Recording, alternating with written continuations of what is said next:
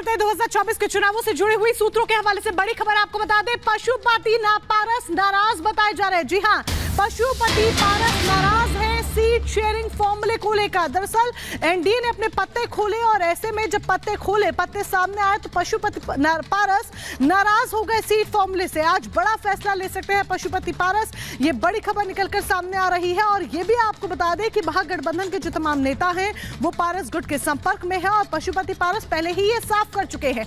जब चिराग पासवान के खाते में सीटें गई तो ऐसे में पशुपति पारस ये साफ कर चुके हैं कि हमारे सभी विकल्प खुले हैं। क्या इधर से उधर जाने की तरफ इशारा कर रहे हैं पशुपति पारस, ये देखना होगा। बिहार के सियासत से जुड़ी ये बड़ी खबर हम आपको बता रहे हैं और बड़ा फैसला भी पशुपति पारस की तरफ से लिया जा सकता है। तो महागठबंधन के जो नेता हैं लपकने के लिए तैयार बैठे पशुपति नाथ से संपर्क में। लेकिन इस बीच आपको बता दें हाजीपुर सीट पर आखिर पेच क्या है। हाजीपुर लोकसभा सीट को लेकर चिराग और चाचा पशुपति अड़ गए हैं। चिराग पासवान का पिता की विरासत के नाम पर दावा उनकी तरफ से ठोका गया है। पशुपति पारस ने भी हाजीपुर से चुनाव लड़ने का दावा किया क्योंकि 2019 में वो यहां से जीते भी थे। पशुपति नाथ ने कहा कि हमारे पास सभी विकल्प खुले, ये सूत्र बता रहे हैं। खबर है कि पशुपति से महागठबंधन के जो नेता हैं वो लगातार संपर्क कर रहे हैं, मतलब फील्डिंग सजा के बैठे हैं कि अगर कोई टूटे तो लपक लें। बीजेपी ने पशुपति पारस को राज्यपाल बनाने का ऑफर भी दिया, ये भी सूत्रों के हवाले से जानकारी मिल रही है। चिराग के चचेरे भाई प्रिंस राज को बिहार कैबिनेट में जगह का ऑफर भी दिया गया है क्योंकि 5 सीटें चिराग पासवान को दे दी गई हैं और पशुपति पारस को कुछ नहीं दिया गया। ये सूत्रों के हवाले से बड़ी खबर है। और इसी सीट शेयरिंग के मसले को लेकर पशुपति पारस जो है वो नाराज चल रहे हैं और उनकी तरफ से कह दिया गया है कि मेरे लिए सारे विकल्प खुले हैं। जानकारी ये भी मिल रही है कि जो महागठबंधन के नेता हैं वो पशुपति पारस से लगातार संपर्क में भी हैं। तो देखा जाए तो एनडीए ने बिहार में सीट शेयरिंग का जो फॉर्मूला है वो लगभग यहां पर तय कर लिया है। लोकसभा चुनाव में बीजेपी ने चिराग की पार्टी पर ज्यादा भरोसा जताया है। सूत्रों की माने तो बीजेपी ने चिराग की शर्तें मान ली हैं। ऐसे में चाचा पशुपति पारस का क्या होगा, उनके लिए कौन सा फॉर्मूला तैयार किया गया है, रिपोर्ट देखिए।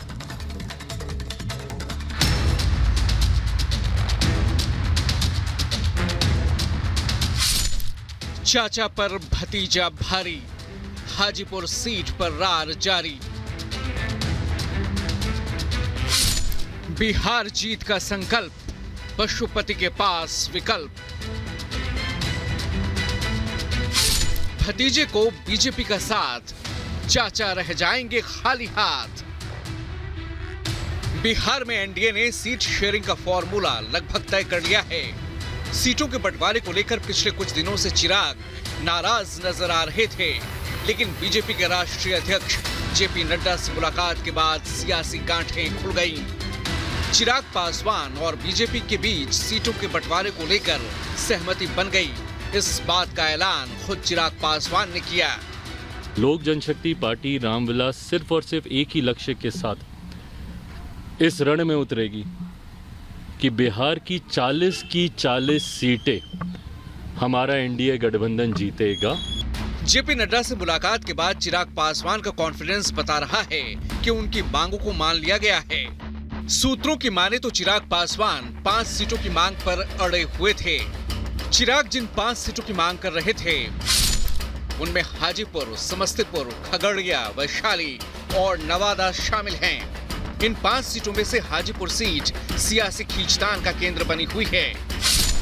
हाजीपुर वो सीट है जहां से चिराग पासवान के पिता रामविलास पासवान लड़ते रहे थे। बाद में रामविलास पासवान ने ये सीट अपने भाई पशुपति पारस को दे दी। 2019 के लोकसभा चुनाव में पशुपति पारस ने हाजीपुर सीट से ही जीत दर्ज की थी। वहीं चिराग जमुई सीट से जीते थे, लेकिन रामविलास पासवान के निधन के बाद चाचा और भतीजे के संबंधों में दरारें आ गईं, जिसका नतीजा ये रहा कि लोक जनशक्ति पार्टी 2 भागों में बंट गई। राष्ट्रीय लोक जनशक्ति पार्टी बनाकर चाचा पशुपति पारस 5 सांसदों के साथ अलग हो गए। वहीं चिराग पासवान ने लोक जनशक्ति पार्टी रामविलास की कमान संभाली। चाचा भतीजे की अदावत अभी भी खत्म नहीं हुई है। सूत्रों की माने तो चिराग पासवान इस बार हाजीपुर सीट से लड़ने की तैयारी कर रहे हैं। वहीं पशुपति पारस भी इस सीट पर अपनी दावेदारी पेश कर रहे हैं। ऐसे में बीजेपी के सामने सियासी धर्म संकट है। सूत्रों की माने तो बीजेपी जहां चिराग को 5 सीटें देने को तैयार है, वहीं पशुपति पारस की नाराजगी को दूर करने के लिए उन्हें राज्यपाल या राज्यसभा की सीट ऑफर कर सकती है। मैं तो बता दिए है कि चचा भतीजा का जो भी मामला है, लेकिन दोनों भाजपा के साथ चलना चाहते हैं और भाजपा के साथ रहेंगे। मौजूदा समीकरण को देखें तो बीजेपी के लिए चिराग पासवान से डील करना फायदे का सौदा है। ऐसा इसलिए क्योंकि चिराग पासवान समुदाय के आइकन के रूप में उभरे हैं। रामविलास पासवान की लेगेसी और चिराग का युवा चेहरा हर उम्र के वोटरों को उनसे जोड़ता है। वहीं पशुपति पारस इन मोर्चों पर पूरी तरह से विफल नजर आ रहे हैं। ऐसे में बीजेपी ने बिहार में चिराग के साथ जाने का फैसला कर लिया है, लेकिन चाचा अभी भी हार मानने को तैयार नहीं हैं। वो अपने सारे विकल्प खुले होने की बात कर रहे हैं। Bureau report, Republic Bharat. और आपको बता दें, पूर्व की समाजवादी पार्टी की सरकार में कैबिनेट मिनिस्टर रहे गायत्री प्रजापति के यहाँ पर ईडी की तरफ से छापेमारी की कार्रवाई जारी है। बताया जा रहा है कि लखनऊ और अमेठी में उनके ठिकानों पर छापेमारी की कार्रवाई को अंजाम दिया गया है। ईडी की तरफ से गायत्री प्रजापति के ठिकानों पर छापेमारी कर रही है ईडी, और जानकारी के मुताबिक लखनऊ और अमेठी में उनके ठिकानों पर छापेमारी की कार्रवाई को अंजाम दिया जा रहा है।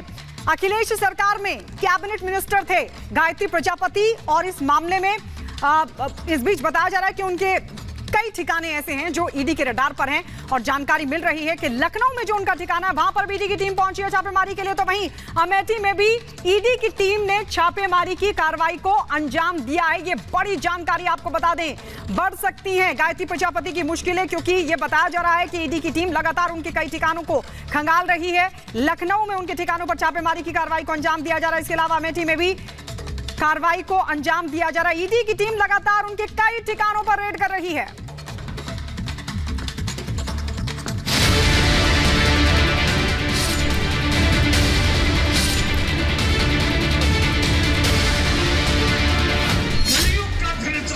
नरेंद्र मोदी जब तक इन तमाम बेईमानियों के खिलाफ आवाज नहीं खोलेंगे, तब तक हिंदुस्तान का माहौल ठीक नहीं किया जा सकता।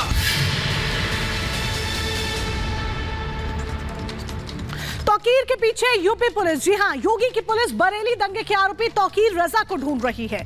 उसके घर पर ताला लटका हुआ है, ना वो घर पर है और ना ही बरेली में है।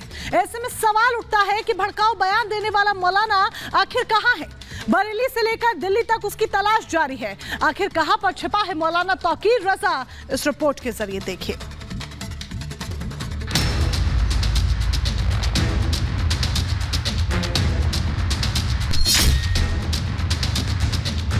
जब तक इन तमाम बेईमानियों के खिलाफ आवाज नहीं खोलेंगे, तब तक हिंदुस्तान का माहौल ठीक नहीं किया जा सकता। कानून का ऐसा हंटर चला है कि मौलाना तौकीर रजा भागा भागा फिर रहा है। आगे आगे मौलाना है, पीछे पीछे योगी की पुलिस। तौकीर खुद को बचाने के लिए हर हथकंडा अपना रहा है, लेकिन वो जल्द शिकंजे में आने वाला है। बरेली से लेकर दिल्ली तक पुलिस कोना कोना खंगाल रही है, लेकिन कहां है मास्टरमाइंड मौलाना।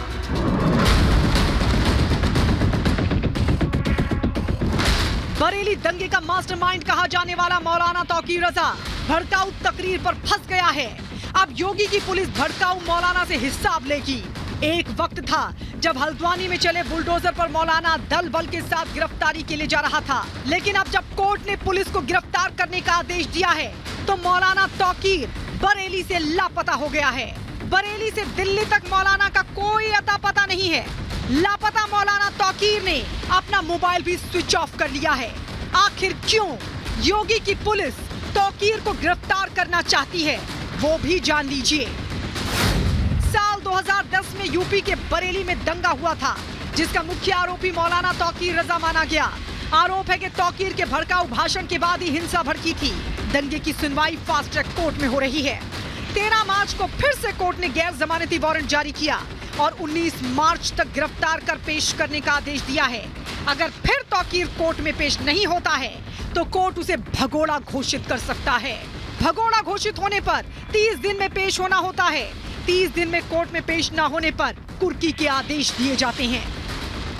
बरेली अदालत ने भी उसे मास्टरमाइंड मानते हुए गैर जमानती वारंट जारी किया, लेकिन सुरक्षा कर्मियों को चकमा देकर मौलाना लापता हो गया। अब परिवार समेत तौकीर की कोई जानकारी नहीं है। हालांकि पुलिस मोबाइल सर्विलांस का इस्तेमाल कर रही है।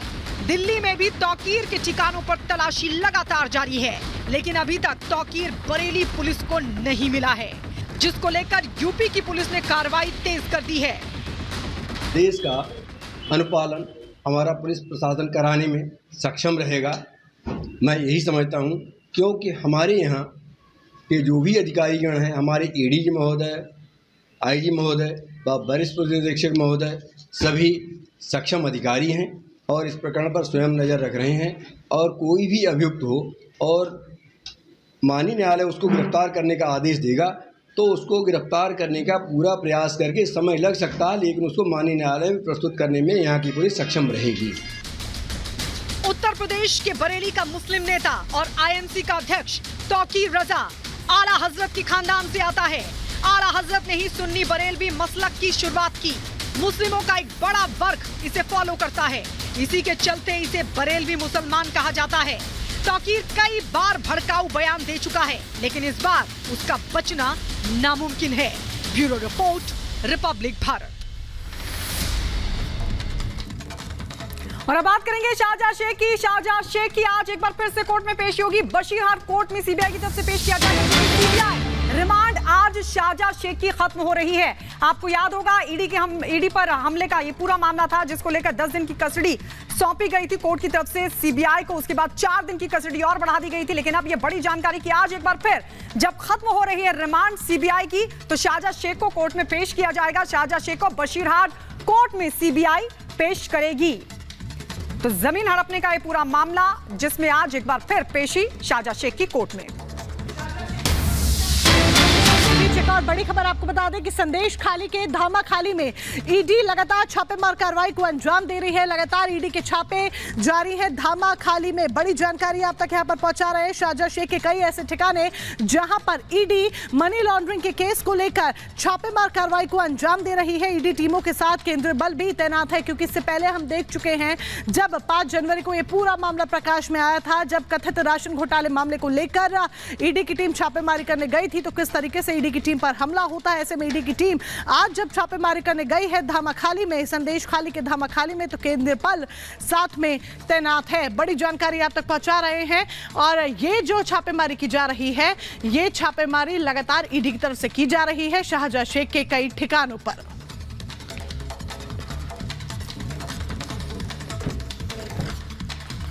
और आइए बढ़ते आगे। बंगाल के संदेश खाली में ईडी की कार्रवाई लगातार जारी है। शाहजहां शेख पर ईडी छापेमारी कर रही है। इसे 1 मिनट की रिपोर्ट में आपको दिखाते हैं पूरी खबर क्या है। पश्चिम बंगाल के संदेश खाली में सुबह सुबह ईडी का एक्शन देखने को मिला। संदेश खाली में गिरफ्तार टीएमसी नेता शाहजहां शेख के कई ठिकानों के साथ साथ उसके कई करीबियों के ठिकानों पर भी छापेमारी जारी है। शाहजहां शेख के खिलाफ जमीन हड़पने और महिलाओं की यौन उत्पीड़न का आरोप है। बताया जा रहा है कि ईडी को शाहजहां शेख से पूछताछ में आर्थिक लेन देन की जानकारी मिली है। उसी मामले में ये रेड की जा रही है। फिलहाल संदेश खाली में कई जगहों पर छापेमारी हो रही है और इस दौरान बड़ी संख्या में सुरक्षा बलों की टीम भी मौके पर मौजूद है। वहीं सुरक्षा बलों ने पूरे इलाके को घेरा हुआ है। इससे पहले 5 जनवरी को ईडी के अधिकारी उत्तर 24 परगना में शाहजहां शेख के आवास पर छापेमारी करने पहुंचे थे, तभी उन पर हमला किया गया था। इस घटना में ईडी के कई अधिकारी जख्मी हो गए थे। हाल ही में कोलकाता हाई कोर्ट ने सीबीआई और पश्चिम बंगाल पुलिस की एसआईटी को संदेश खाली में प्रवर्तन निदेशालय के अधिकारियों पर हमले की जांच करने का निर्देश दिया है। Bureau report, Republic Bharat.